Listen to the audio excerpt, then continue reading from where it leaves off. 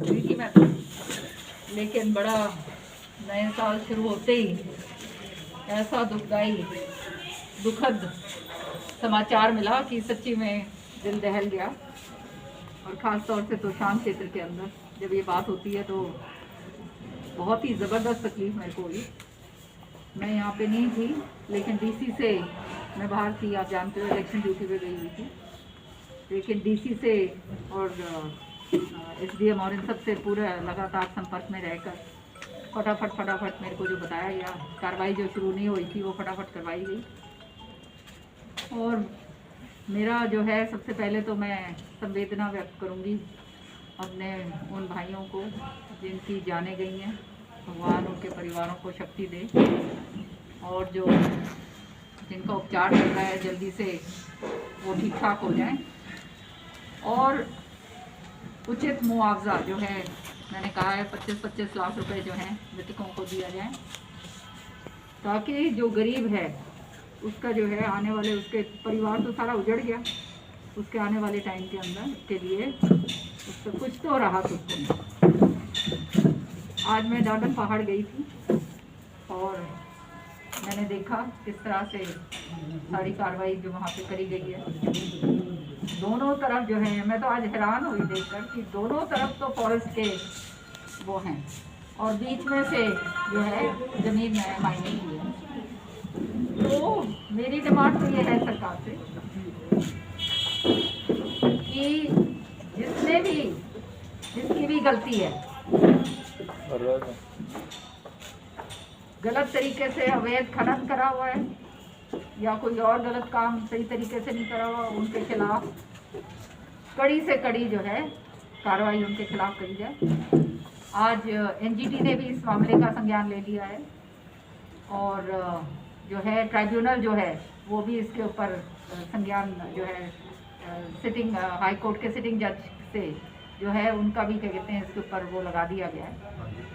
तो मैं समझती हूँ कि ये जो है इस तरह की जो जांच होगी वो निष्पक्ष होगी, क्योंकि सरकार की जांच जो है वो तो आप जानते हो पूरी तरह से दीपापोती हमेशा करी जाती है।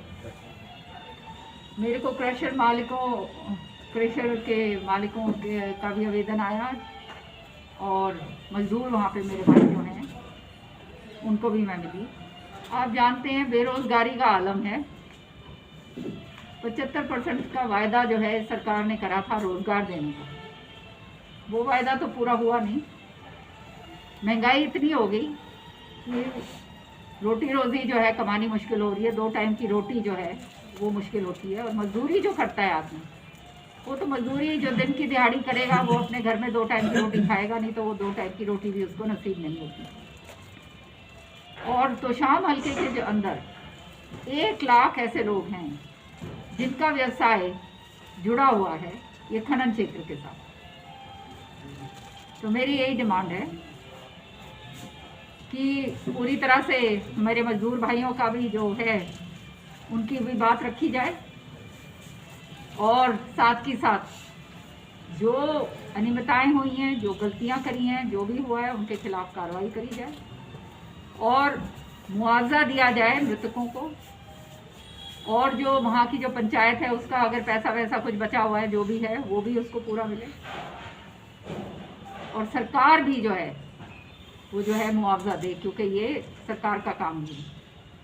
विधानसभा के अंदर बार बार मैंने पिछले 5 साल से, आप सब मेरे मीडिया के भाई जानते हैं इस बात को, सारे सोशल मीडिया देखते हो, सारे के सारे विधानसभा की कार्रवाई आपने देखी है।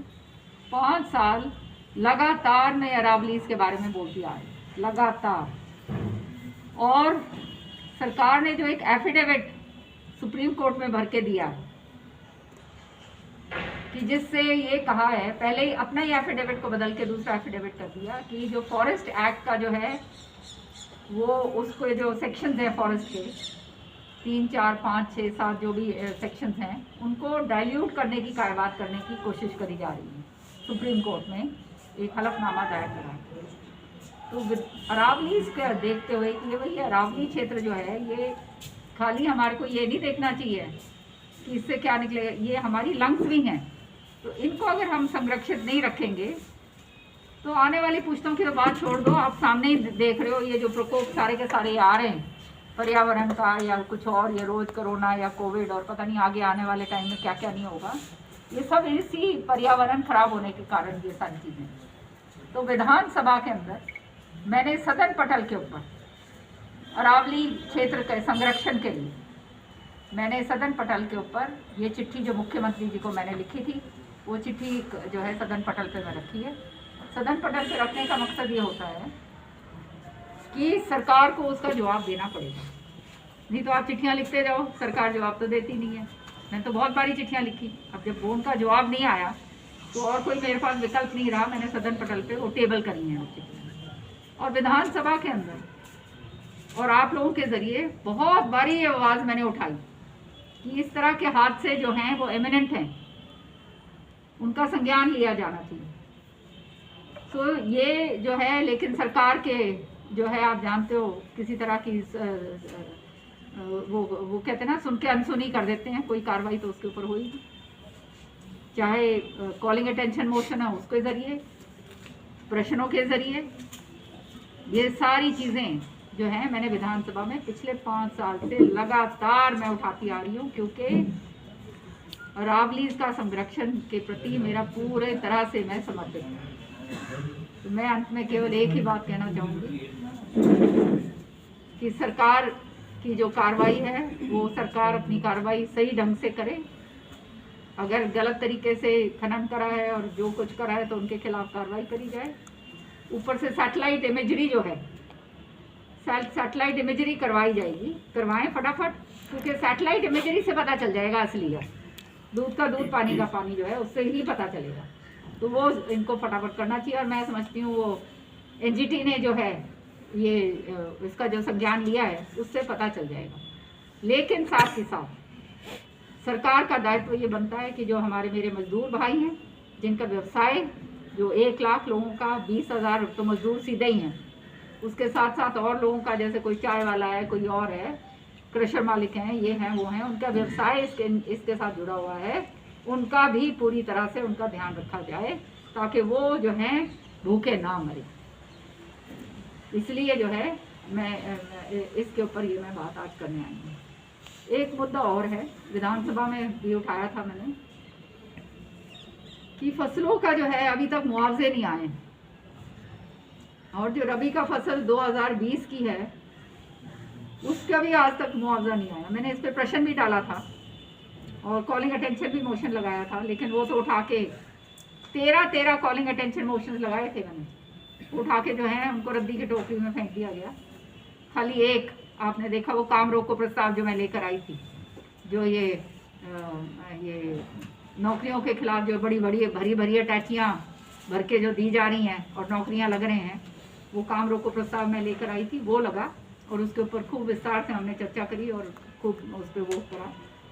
तो कहने का मकसद ये है कि जो विधानसभा में इतनी मेहनत करके सारी बातें सारी लगाई जाती हैं वो तो ये लगने नहीं देते। बस खाली ये मैं तो आप मेरे जितने भी पत्रकार भाईजान हैं आपसे ही निवेदन करूंगी कि आपके ज़रिए जो है ये आवाज़ जो है जनता की जो है हम उठा सकते हैं, और विपक्ष में होने के नाते जो मेरा दायित्व है, जो मेरा फ़र्ज़ है, उसमें को निभाने में मैं कमी नहीं छोड़ती। बाडड़ा के अंदर अब जो है इनका ये रबी का जो है 2020 और ये इसमें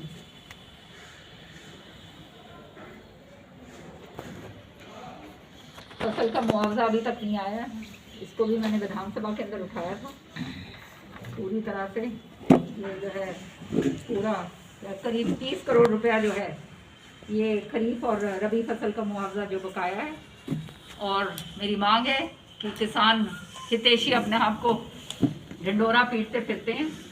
किसानों के प्रति तो जो करा है वो हम सब जानते हैं, लेकिन ये मुआवजे की राशि जो है तुरंत जो है, चाहे तो शाम में हो, चाहे बाडड़ा में हो, लोहारू में हो, सिवान यहाँ पे हो, अपने दादरी में हो, जहाँ भी है सारी जगह जो है ये मुआवजा जो बच रहा है वो उनको दिया जाए।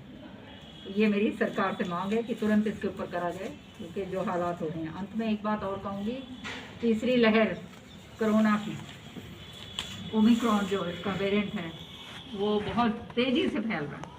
तो मेरी आप सबसे प्रार्थना है कि अपने ज़रिए लोगों की जो है चेतना जगाइए कि मास्क खाली एक तरीके से ही इसको रोका जा सकता है संक्रमित होने से, वो है आपके मास्क, और बार बार आप हाथ धोएं और मुंह के हाथ ना लगाएं, उसी से ये बच सकते हो। नहीं तो इसके लोग कह रहे हैं कि ये माइल्ड है, इससे कुछ होने वाला नहीं है, लेकिन जो आप दवाइयाँ ले रहे हो और उसके अलावा जो ये एक बार इन्फेक्शन हो जाता है तो वो इन्फेक्शन का खामियाजा जो है 3-4 सालों के अंदर आपको पता चलेगा। सबसे ज़्यादा इसके अंदर डेंजरस बात जो है वो ये है। तो इसलिए बचो। और आज ही मेरे ख्याल में ये 17 नए पॉजिटिव केसेस तो अभी आए हैं, तो जो रिपोर्टेड हैं और जो रिपोर्टेड नहीं है पता नहीं कितने सारे जो हैं भगवान जाने। विधानसभा में भी ये बात उठाई थी हमने कि पिछली बार तो बिल्कुल खुले और आम खड़े होके ये कह दिया था कि ऑक्सीजन की कोई कमी नहीं थी। तो जब ये सारी की सारी हमने बातें पूछी कि भाई क्या आपने कार्रवाई करी है, क्या नहीं करी है, तो उसके ऊपर जो जवाब मिले सरकार की तरफ से वो भी आप जानते हैं। तो इसलिए सरकार के ऊपर तो भैया छोड़ना मत कुछ भी, अपना वो कहते हैं ना खुद ही बचाव करो, तभी जो है काम बनेगा। तो मेरी यही प्रार्थना है कि भगवान सबको सुरक्षित रखे और सबका ये साल में मंगल हो और कल्याण। मैडम जी, काटन में जो हादसा हुआ उसमें सीबीआई जांच की मांग हुड्डा साहब ने की है। सांसद वो कह रहे कि 40 साल से यहाँ गुंडागर्दी और सबसे बड़ा घोटाला हुआ है, तो आपको क्या लगता है कि कितना घोटाला हुआ, किसकी कमी की वजह से ये हादसा हुआ? भैया बात ये है, कौन क्या कह रहा है, मैं तो अपनी बात कहूँगी। मैंने तो लगातार इसके ऊपर आवाज़ उठाई है और जितनी आवाज़ मैंने उठाई है तब आपने देखा है कि कौन कौन बोला है कौन नहीं बोला है, ये भी मेरे को बोलने की ज़रूरत नहीं है। जो भी गलत हुआ है और हो रहा है उसके ऊपर सरकार को तुरंत कार्रवाई करनी चाहिए। और एक हाई कोर्ट जज जो है उनका जो है इसके ऊपर ऑलरेडी बैठ चुकी है कार्रवाई, जो है ये हाई कोर्ट के जज को जो है ये दे दी गई है, मुझे ये पता चला। मैडम जी, कल जो ट्राइब्यूनल को दिए है, जो आज मेरी बात हुई है। हाँ, कल प्रधानमंत्री का रास्ता रोकने पर कहा जा रहा है कि पंजाब सरकार की जो आज हरियाणा के सीएम मनोहर लाल उन्होंने कहा है कि आज पंजाब सरकार को बर्खास्त करके वहाँ राष्ट्रपति शासन लागू किया जाना चाहिए। ये तो बेकार की बातें हैं सारी की सारी। हाँ, ये बात ज़रूर है। देखिए, प्रधानमंत्री जो हैं वो सारे वो व्यक्तिगत उस पर नहीं हम जाते, कोई भी पार्टी का हो, वो पद जो है बहुत बड़ा गरिमा का पद है और उस पद का जो है वो करना, जो क्या कहते हैं, इज्जत करना, वो हर एक हिंदुस्तान के नागरिक का फर्ज है। और बाकी तो जो है सब बोल ही चुके हैं, वहाँ के मुख्यमंत्री जी ने भी व्यक्त कर दी है सारी बातें, उन्होंने भी बता दी हैं, सोनिया गांधी जी ने भी बोल चुके हैं। तो ये तो जो है अब ये कहना कि ये करा जाए वो करा जाए, ये तो, और जो हुआ असलियत के अंदर, आजकल तो सोशल मीडिया का ज़माना है, वो तो आप सबने देखा ही अच्छी तरह से। ये भी देखा कि किस तरह से उनकी जो रैली थी उसमें 700 कुर्सियाँ भी नहीं भरी हुई। मामले में FIR दर्ज हुई थी, उसमें किसी कोई बड़ा प्रकार का मामला नहीं है, किसी की कोई गिरफ्तारी नहीं, इतना बड़ा मामला हुआ लेकिन पुलिस की तरफ से कोई प्रोसीडिंग आगे नहीं बढ़ पाई, उसको कैसे देखते हैं? नहीं, ये देखो, जो मैं यही बार बार मैंने कहा है कि जो गलती में है, जिसने गलत करी है उसके खिलाफ कार्रवाई होनी चाहिए और ये सरकार का काम, ये सरकार को देखना है कि किस तरह से करना है आगे। हम लोग तो विपक्ष में होने के नाते बोल ही सकते हैं। तो मैडम जी केवल एक बार बार आती है कि 40 सालों से आक्रमण हो रहा है, तो एक आरोप कहीं न कहीं मीडिया के द्वारा भी लगाए जाते हैं, आम पब्लिक में भी, परिप्रेक्ष्य में भी, 40 सालों से कोई भी राजनीतिक दल ऐसा नहीं रहा जिसने इसमें इन्वॉल्वमेंट ना की हो, यहाँ से अर्निंग ना की हो। इस प्रकार के आरोपों के बीच में आप क्या मानते हैं, क्या कहना चाहते हैं? देखो, ये सरकार को बहुत ज़बरदस्त राजस्व इससे जाता है और एक ये जो है लोगों को उनका व्यवसाय देने का भी एक मामला है। तो काम धंधा तो भैया सब लोग करते हैं, पर काम धंधा करो अपने सही तरीके से करो। इलीगली जो काम करता है उसके मैं पक्ष में बिल्कुल। मैम, आपने कई साल पहले भी देखा होगा अभी रिसेंटली, और आज आप देख के आए हैं, कितना फर्क है पहाड़ की कटिंग में और माइनिंग, कितने % और ख़त्म हो चुके? ये तो भैया मुझे तो इस चीज़ का तो नहीं है, सच्ची बताऊं, क्योंकि ये पहाड़ का कितना क्या है ये तो नापा नहीं है। नहीं, बदलाव कितना आपने देखा होगा क्योंकि आप नहीं, अब जो भी हो रहा है वो तो सबके सामने ही है जो हो रहा है। जी मैडम, अवैध माइनिंग की बात आती है कहीं ना कहीं, इतना 300 क्यों? गलत है, बिल्कुल गलत है। जहाँ अवैध, जो भी चीज अवैध हो उसके मैं सख्त विरोध हूँ और उसके खिलाफ मैंने बताया ना, अगर अवैध माइनिंग है तो ये तो देखो सरकार का काम, सरकार को करना होता है, माइनिंग डिपार्टमेंट को करना होता है, ठीक है ना। अवैध तरीके से अगर चल रही है और चल रही है तो इसका मतलब आप जानते हो फिर क्या, कहीं ना कहीं कोई ना कोई तो बात होगी। हाँ, समझ रहे हो ना। तो ये अवैध माइनिंग अगर है और कर रहे हैं तो मैं उस चीज के खिलाफ, इसलिए मैंने ये बात डिमांड मांग करी है कि वो उससे करा जाए। ये जो एरियल सर्वे होगा, एरियल सर्वे से दूध का दूध पानी का पानी निकलाए कि कितने फुट गई है कितने फुट नहीं गई है। भैया मैं तो जाके मैं नाप के तो आई नहीं, ये एरियल सर्वे से पता चल जाएगा। दूध का दूध पानी का पानी निकल आएगा एरियल सर्वे, सारा कुछ उसमें ये भी पता चल जाएगा कब से हो रहा है, कब ज्यादा हुआ है, कब कम हुआ है, उससे सारा पता चल जाएगा। एक पहाड़ बंद की बात को लेकर काफी मजदूर संगठन आपसे मिले हैं, भी पहाड़ बंद हो जाएगा तो रोजी रोटी यहाँ पर उनकी खत्म हो जाएगी। तो इसकी चिंता मुझे है, बहुत चिंता है, क्योंकि रोजी रोटी भी खत्म होगी बेचारों की, उसकी मेरे को चिंता है। तो मैडम क्या ऐसा नहीं होना कि जिस क्षेत्र में दुर्घटना है उसको छोड़ के बाकी तो स्टार्ट किया जाना चाहिए ताकि रोजगार आगे बढ़ पाए, काम कर पाए? तो अब सर देखो, एनजीटी ने इसका संज्ञान लिया है तो वो तो जो अपनी कार्रवाई होगी उसके मुताबिक चलेंगे भैया।